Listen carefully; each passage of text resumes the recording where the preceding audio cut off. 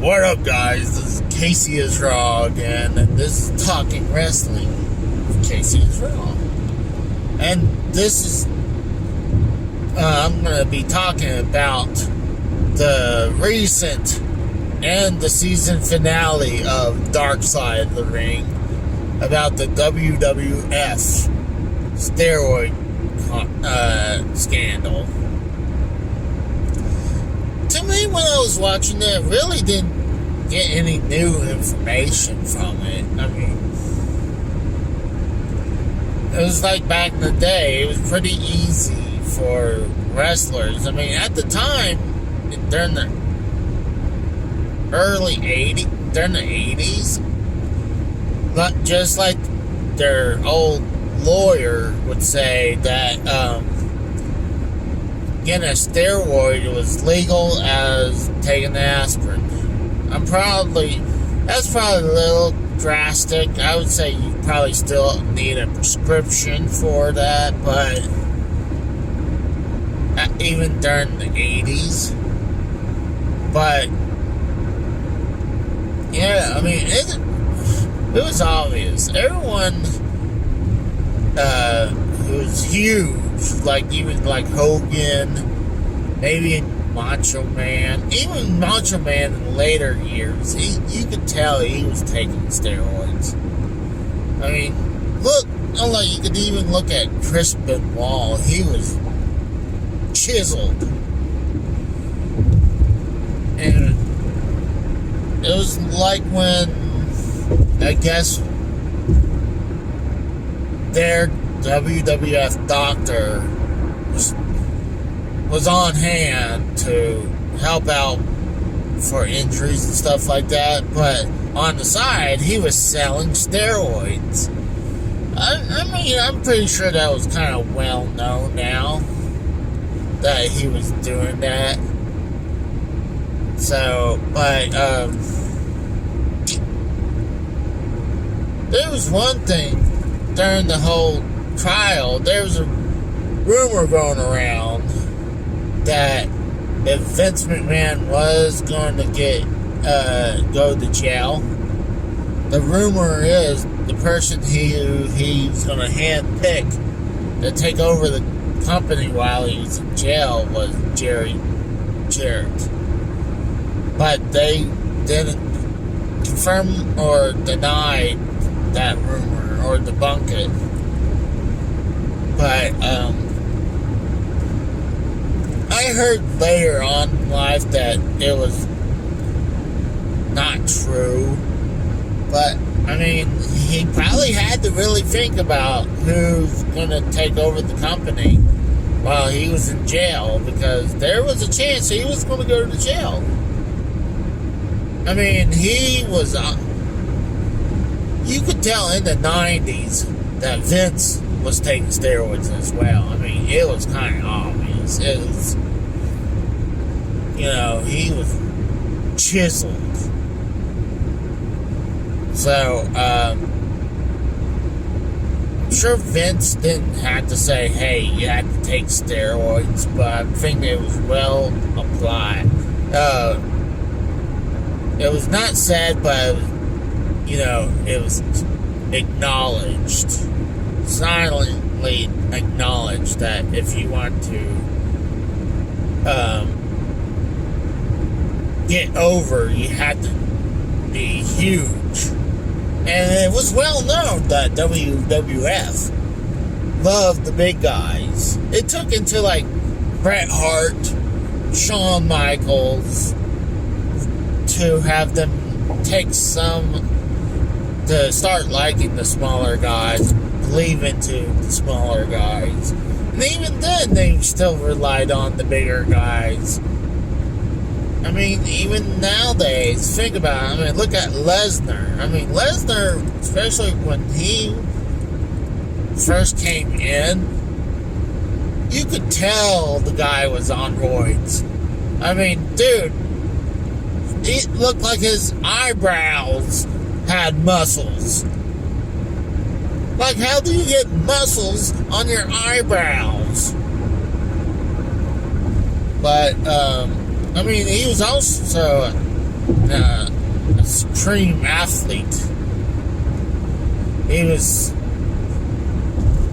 he was a former champion in NCAA. And, he obviously could wrestle. And that's probably one of the reasons why Vince was like, oh, we don't want him. If he's going to leave the WWF, or WWE at the time, still, he was like, if Lesnar's going to leave, he cannot fight for the UFC. And they kind of like, it's kind of BS. I mean, they had like a 10-year non-compete for Lesnar. I think it would have ended in I think they're supposed to end in 09. The guy needed to make money. Yeah, he went to the NFL.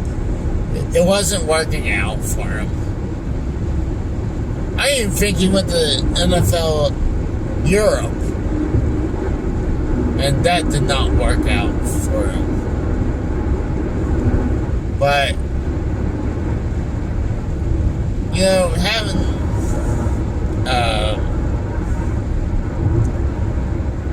that bullshit 10-year non-compete for that long, like, come on, let the guy fight.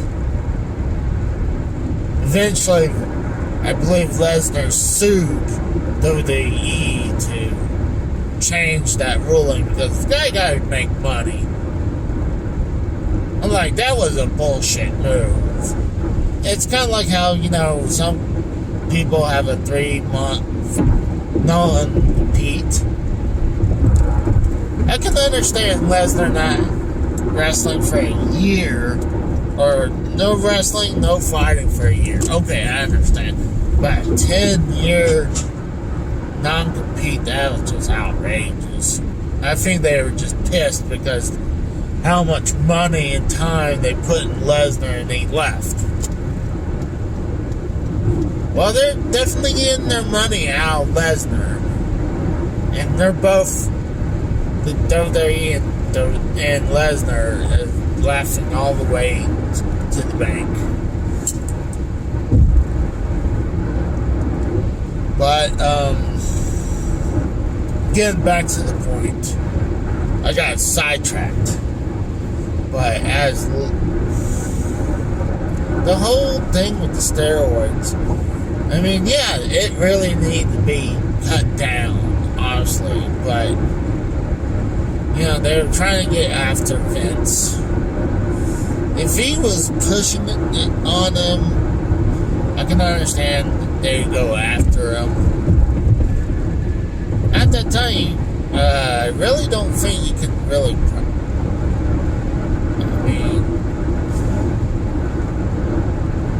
I don't know if you get time that if you were admitted as a steroid user, I think you probably get a huge fine and probably some probation.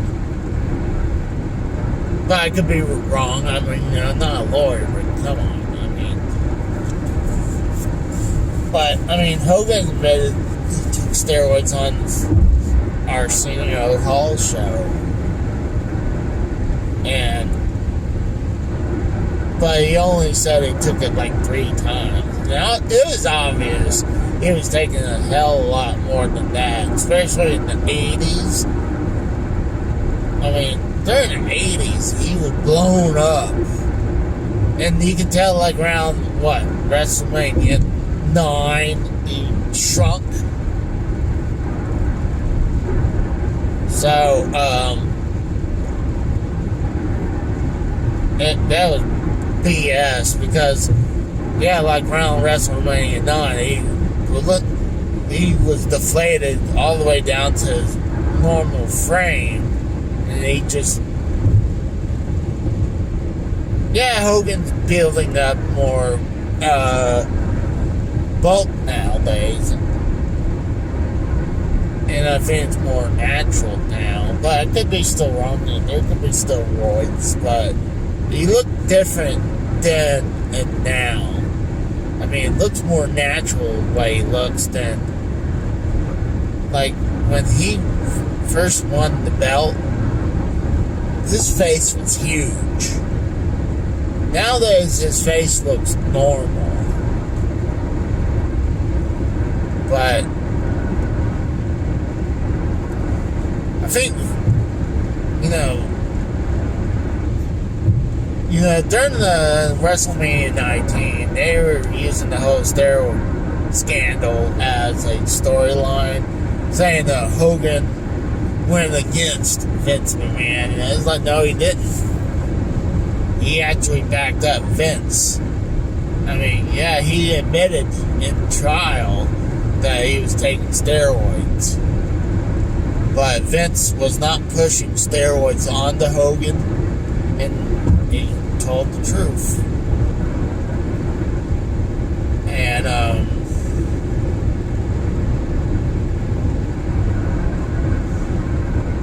you can tell, like I said, Vince was in the 90s, he was later 90s, that he was still taking it. But there wasn't a bunch of new information. I mean, it was a great show. I think the only information I didn't know watching it is that they popped that doctor before. And you know what? I think I remember that though too, where they knew he was in trouble, so they tried to distance themselves away from that doctor. So yeah, I guess I already knew that. But yeah, there wasn't really anything new. I mean, it was a great episode,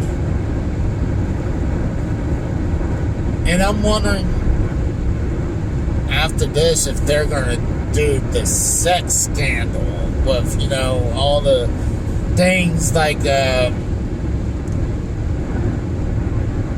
gotta do that one. If they did the steroids, why not the sex scandals? All the sex scandals that were brought up in the years, like the ones that had, like, I think, I don't want to say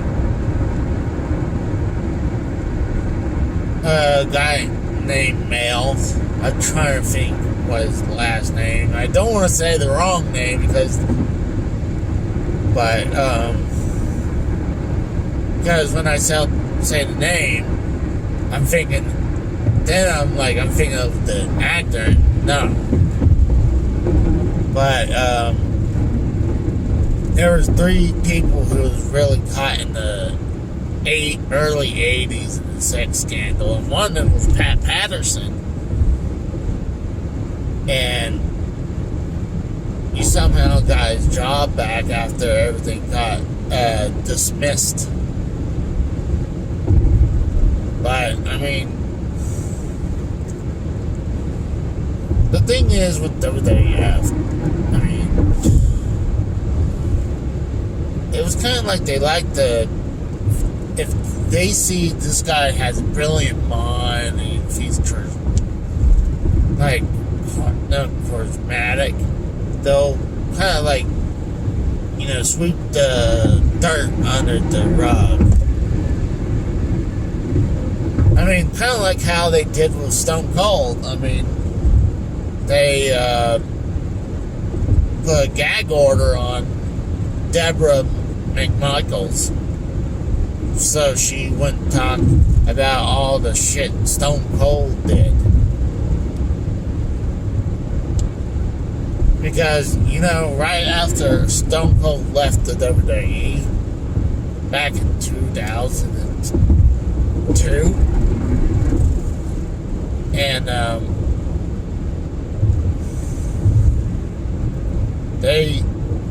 he just ran into the law because he beaten up Deborah.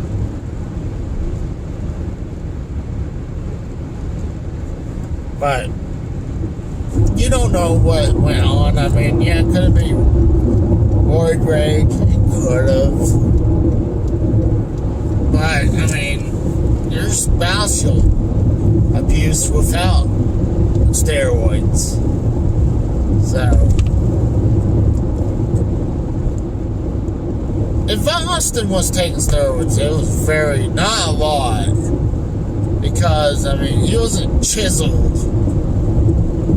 He had some muscle, but he wasn't chiseled like Chris Benoit was. Let's just say that. But, like I always says, there hadn't been one bad episode of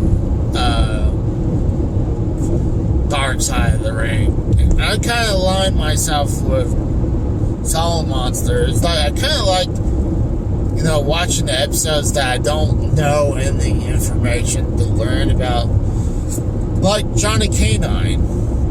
I had no idea who this person was, but it was a great episode to watch because learning about him and all the crazy crap he did. And then, was it the WWF and Herb Abrams or whatever his last name was? I mean, that was a great episode. And then, Dino Bravo was a great episode. And Gino Hernandez.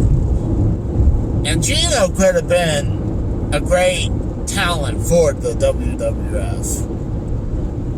But, yeah, I highly suggest that you guys watch this. I'm sorry, there's some rambling going on.